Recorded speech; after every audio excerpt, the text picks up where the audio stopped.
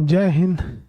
देखिए, आज अजीब से मन से बात करना पड़ रहा है।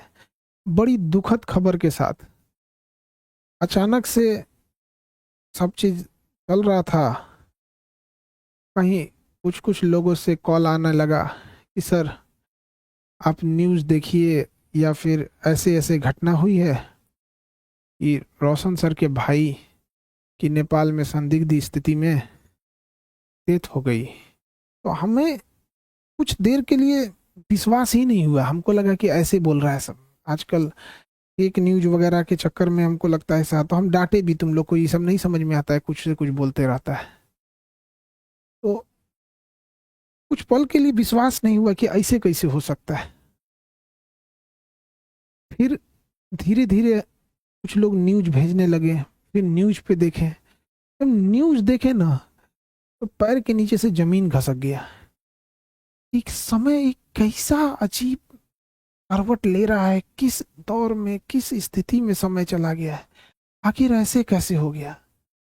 एक बार आप इसको न्यूज को पहले देखिए। उसको कोई कुछ नहीं किया गया है। इससे पहले मतलब सही से सो नहीं रहा था 5-7 दिन से। उसको थोड़ा सा जो है सेक्रेटरी प्रॉब्लम था, जो जिसका वो दवाई खाता था। ज्ञान बिंदु कोचिंग संस्थान के डायरेक्टर रोशन आनंद के भाई प्रिंस यादव की संदिग्ध स्थिति में मौत हो गई। वहीं उनकी मौत के मामले में अब एक बड़ा खुलासा हुआ है। प्रिंस यादव के साथ नेपाल गए उनके दोस्तों ने बड़ा खुलासा करते हुए बयान दिया। सुनिए, प्रिंस यादव के साथ नेपाल गए उनके दोस्तों ने उनकी मौत को लेकर क्या कुछ बताया। हम प्रिंस का दोस्त हैं। प्रिंस का पहले से दवाई चलता था मेंटल का। उसको 2 बार अटैक आ चुका था। उसको कोई कुछ नहीं किया गया है। इससे पहले मतलब सही से सो नहीं रहा था 5-7 दिन से। तो 2-3 दिन से वो दवाई स्टार्ट किया, तो 2-3 दिन से मतलब पर्याप्त मात्रा में सोने लगा। कल भी देखे सो रहा है, तो बोले अब तो रिलैक्स हो गया। मुझे जिसको जो सो गया तो उसको मेंटल ऑटोमेटिक शांत हो जाता है। तो हम लोग सोचे कि अब सो रहा है। उसके बाद मतलब शाम में मतलब हम लोग बाहर निकले। एक मतलब मेरे साथ में जो है ललतों परजेश जो है उसको वहाँ पे छोड़ के गए। तो वो आके मतलब पर्याप्त मात्रा में सो रहा था। धीरे धीरे हुआ कि लंबा मतलब सांस लेने लगा, लंबा सांस लेने लगा। तो उसके बाद हमको कॉल किया हम लोग को, तो तुरंत हम वहाँ आए।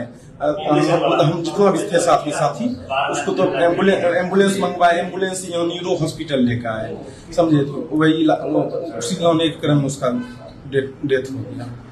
कोई मारा क्या? नहीं, कोई नहीं। हम लोग बहुत करीबी दोस्त हैं। हम लोग क्यों जो करेंगे उसको। कोई दूसरा है कोई मारा? नहीं, कोई नहीं। उसको पहले से दवाई चलता था।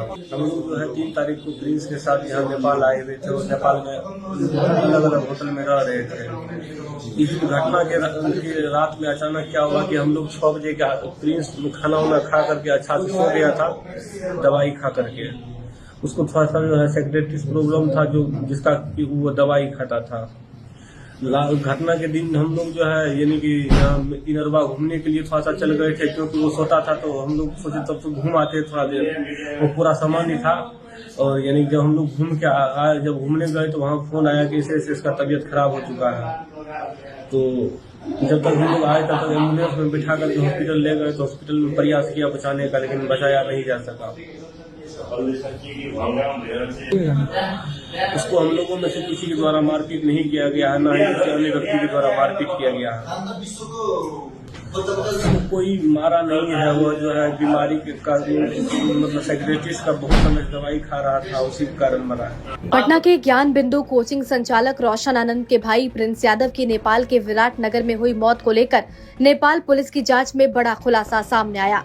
शुरुआती जांच में ये बात सामने आई कि प्रिंस यादव मिर्गी की दवा का सेवन करते थे और उनके कमरे से ऐसी दवाएं भी बरामद हुई। नेपाल पुलिस के अनुसार प्रिंस यादव अपने कुछ दोस्तों के साथ विराट नगर के एक होटल में ठहरे हुए थे। पूछताछ में उनके दोस्तों ने बताया कि प्रिंस कई दिनों से ठीक से सो नहीं रहे थे और उन्हें लगातार नींद नहीं आने की समस्या थी। बताया जा रहा है कि दवा शुरू करने के बाद ही उन्हें नींद आने लगी थी। जांच के दौरान पुलिस को प्रिंस यादव के कमरे से एपिलेप्सी की दवा मिली है। पुलिस अब ये पता लगाने की कोशिश कर रही है कि वो किस बीमारी का इलाज करा रहे थे और दवा का सेवन डॉक्टर की सलाह पर कर रहे थे या नहीं। पुलिस इस पहलू को भी खंगाल रही है कि दवा, नींद की कमी और शराब के सेवन का उनके स्वास्थ्य पर क्या असर पड़ा। होटल में मौजूद दोस्तों के मुताबिक शनिवार रात प्रिंस यादव की तबीयत अचानक बिगड़ गई। इसके बाद उन्हें तत्काल अस्पताल ले जाया गया, जहां इलाज के दौरान डॉक्टरों ने उन्हें मृत घोषित कर दिया। शुरुआती तौर पर अत्यधिक शराब सेवन की बात सामने आई थी। नेपाल पुलिस ने साफ किया है कि मौत की असली वजह का पता पोस्टमार्टम रिपोर्ट आने के बाद ही चलेगा। फिलहाल पुलिस होटल की सीसीटीवी फुटेज, होटल रजिस्टर और साथ मौजूद लोगों के बयान के आधार पर जांच आगे बढ़ा रही है। वहीं नेपाल पुलिस के मुताबिक प्रिंस एपिलेप्सी की दवा का सेवन करते थे। नेपाल पुलिस ने प्रिंस के रूम से एपिलेप्सी की दवा भी बरामद की है। वहीं अब देखने वाली बात होगी कि आगे इस मामले में क्या कुछ निकल कर सामने आता है। देखिए, जब वीडियो देखने के बाद एकदम दिल दहल गया। किसी परिवार के लिए इससे कठिन दौर क्या आ सकता है। भगवान इस कठिन दौर से निकलने के लिए उनको सहन शक्ति दे।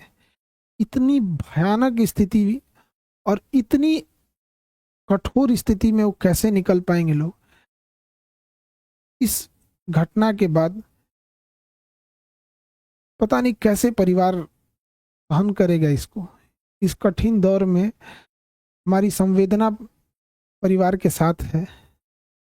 जब कभी आदमी ऐसी खबर सुनता है तो दिल बैठ जाता है।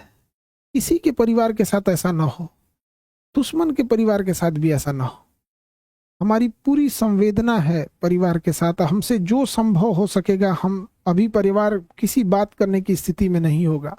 हम इस चीज को समझ सकते हैं कि किसी के साथ ऐसा ना हो, लेकिन हमसे जो प्रयास होगा, हमसे जो कहेंगे लोग, हम वो हर संभव मदद करने को तैयार हैं, चाहे जो कुछ वो कहेंगे। इसमें सबसे जरूरी बात क्या है कि जो मीडिया को काफी संवेदनशील होने की जरूरत है। जो ऑथेंटिक न्यूज है वही चलाएं। अलग अलग इधर उधर अफवाहें या अटकलों पे ना जाएं। ये बहुत संवेदनशील मामला है और पुलिस अपना एक ऑफिशियल बयान जारी करे जिससे कि स्पष्ट हो सके चीजें क्या हैं और जल्दी से जल्दी इसका पोस्टमार्टम रिपोर्ट सार्वजनिक किया जाए। और सबसे ज्यादा जो अजीब सा चीज लग रहा है, ये कोइंसिडेंस, ये कैसे कोई तीसरा इंसान इसमें इन्वॉल्व लग रहा है। आखिर इतनी खतरनाक चीजें, इतनी अमानवीकृत कैसे कोई कर सकता है। तो इसमें कोई ना कोई तीसरा साजिश जरूर कर रहा है। इसके लिए एक उच्च स्तरीय जांच होनी चाहिए और उच्च स्तरीय जांच की रिपोर्ट को लाया जाए और जो दोषी पाए जाएंगे उनमें एक को भी न छोड़ी जाए। फांसी से नीचे इनकी कोई सजा नहीं होनी चाहिए। आखिर ऐसा किसने, अगर किसी ने इसमें इन्वॉल्व है तो। अभी न्यूज में पता चल रहा है कि अलग अलग न्यूज अलग अलग चला रहे हैं। कृपया करके न्यूज वालों से भी हाथ जोड़कर विनती है। कोई कहता है कि मिर्गी की दवा खाई, एक दूसरा न्यूज देखो तो कोई कह रहा है कि शराब, कोई अलग न्यूज दिखा रहा है, कोई कुछ न्यूज दिखा रहा है। तो कृपया न्यूज वाले ऑथेंटिक चीजों को दर्शाओ। किसी की जान गई है, क्या मिर्गी की दवा कहाँ से थी, कहाँ से लाया गया, इसकी जांच पुलिस सार्वजनिक करे इस मामले को। और जो न्यूज में चल रहा है कि 5 लोगों को हिरासत में लिया गया है, सबसे जरूरी चीज है कि उन 5 लोग कौन कौन से थे, वो उनको नाम सार्वजनिक किया जाए। उनकी भी जांच होनी चाहिए कि वो आखिर कौन थे। दोस्त के रूप में कोई और तो नहीं था। ये तीसरा एंगल कोई हो भी सकता है इसमें। इस चीज को नकारा नहीं जा सकता है कि जिस तरह से इस मामले को तूल पकड़ाया गया, एक गार्ड का मैटर था, अपना सॉल्व हो जाता इसको, लेकिन इसको इस तरह से तूल पकड़ाया गया इतना बड़े लेवल पे। और इधर ये जब ये घटना सामने आती है तो कुछ समझ में नहीं आता है क्या करें आप। इतने कठिन परिस्थिति में पूरे लोगों को से भी विनती करते हैं कि परिवार का सहानुभूति रखें और इस बात पर जोर दें कि तीसरा एंगल पर जांच हो और जो लोग संदिग्ध, नेपाल ने किन 5 लोगों की गिरफ्तारी की है उनकी भी जांच होनी चाहिए और एक उच्च स्तरीय जांच बैठाकर जो भी दोषी पाए जाएंगे उनको फांसी से नीचे सजा नहीं होनी चाहिए। देखिए, जो इंसान अब पुण्य आत्मा अब दुनिया से चली गई, भगवान उनको शांति दे, लेकिन यदि इसमें जो इन्वॉल्व है उसको पुलिस पकड़ लेती है या उच्च स्तरीय जांच में आती है तो कहीं ना कहीं ये उचित रहेगा। इस कठिन परिस्थिति से अजीब सा समय ले आ देता है। कभी कभी समय इंसान को ऐसे जगह लाके खड़ा करता है ना, जहां इंसान को कुछ समझ में नहीं आता है क्या हो रहा है, ये समय का चक्र किधर चल रहा है, कौन सी साजिश चल रही है, कौन कौन इसमें इन्वॉल्व हो रहा है, कौन तीसरा इंसान तो नहीं इन्वॉल्व हो रहा है, आखिर वो 5 लोग कौन थे और उसके साथ क्या कर रहे थे। उस पुण्य आत्मा के लिए श्रद्धांजलि देते हैं। और इस कठिन परिस्थिति में मेरी संवेदना परिवार के साथ है। हमसे जो मदद हो सकेगा, हमसे जितना संभव हो सकेगा, हम उतना सहयोग करने को तैयार हैं।